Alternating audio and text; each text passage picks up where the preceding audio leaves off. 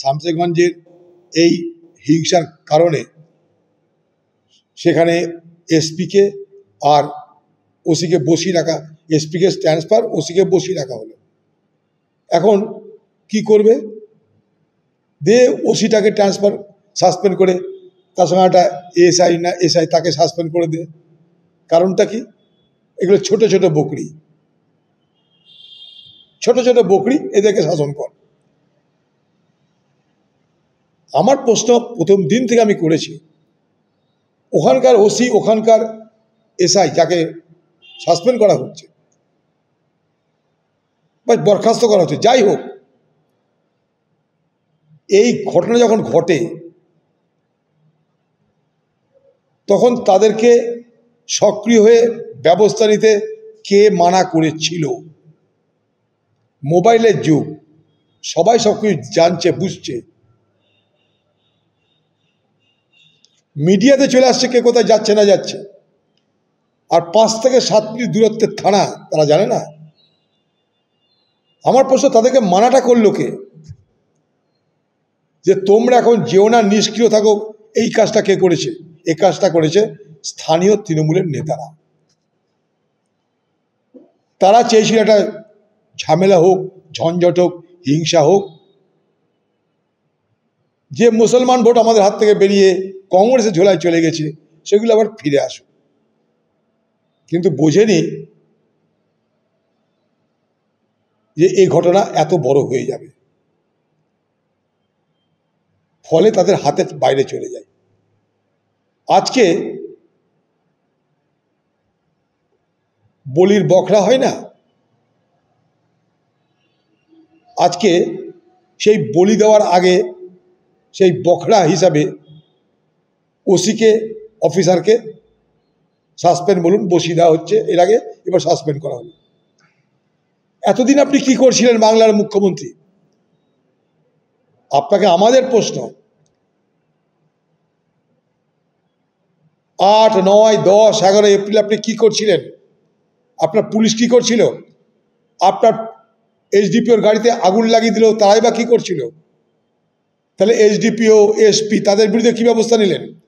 একটা ওসির, তার কি ক্ষমতা আছে নিজের ইচ্ছায় কিছু করার?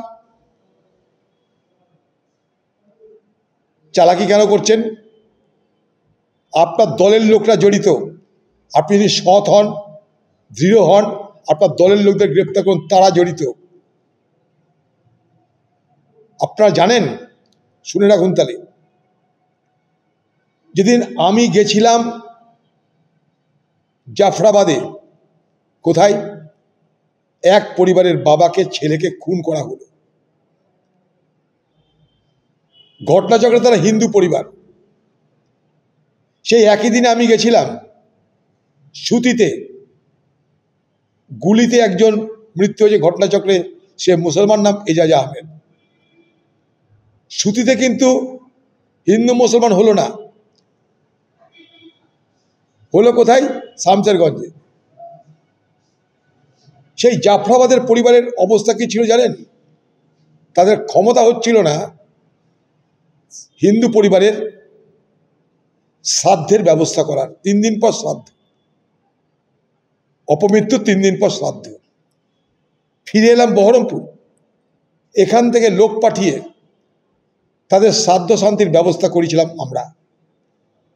এবং আরও জানুন, ওখানে কংগ্রেস দলের যে মুসলিম নেতৃত্ব, তাকে আমি দায়িত্ব দিয়ে এসেছিলাম, এই হিন্দু পরিবারটার পাশে আপনাদের দাঁড়াতে হবে, প্রমাণ করতে হবে এখানকার মুসলমান সম্প্রদায়ের মানুষ তারা এই বিপদের দিনে হিন্দুর পাশে দাঁড়াচ্ছে।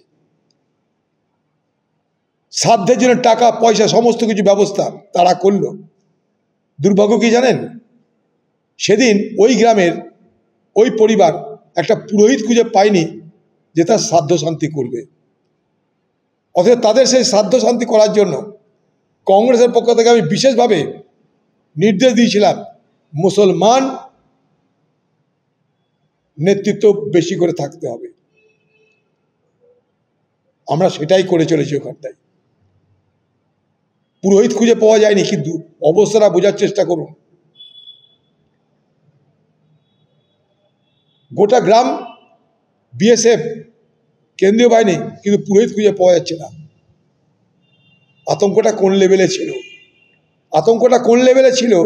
পুলিশের গুলি খাওয়ার পরেও গুলিবিদ্ধ যারা হয়েছে তাদের ক্ষমতা হয়নি পুলিশকে বলার যে আপনাদের চালানো গুলিতে অসহায়ভাবে আমরা গুলিবিদ্ধ হয়েছি। একটা 11 বছরের ছেলে হসপিটালে, কিডনি চলে গেছে তার। এরকম 17 জন গুলিবিদ্ধ হয়েছে।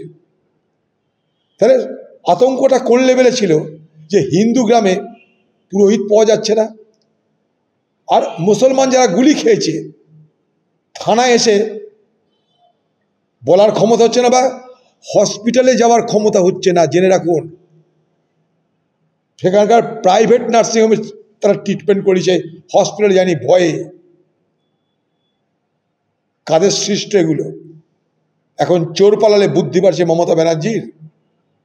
সব ঘটনা ঘটে যাওয়ার পর আপনি মৃতের দেহে আতর ছড়াতে যাচ্ছেন। আপনার হয়ে যাতে সভা সফল হয়, ওখানকার SP, OC, BDO, SDO, DM সবাই ময়দানে নেমে পড়েছে। তারা আসতে না চাইলেও তাদেরকে আনতে হবে।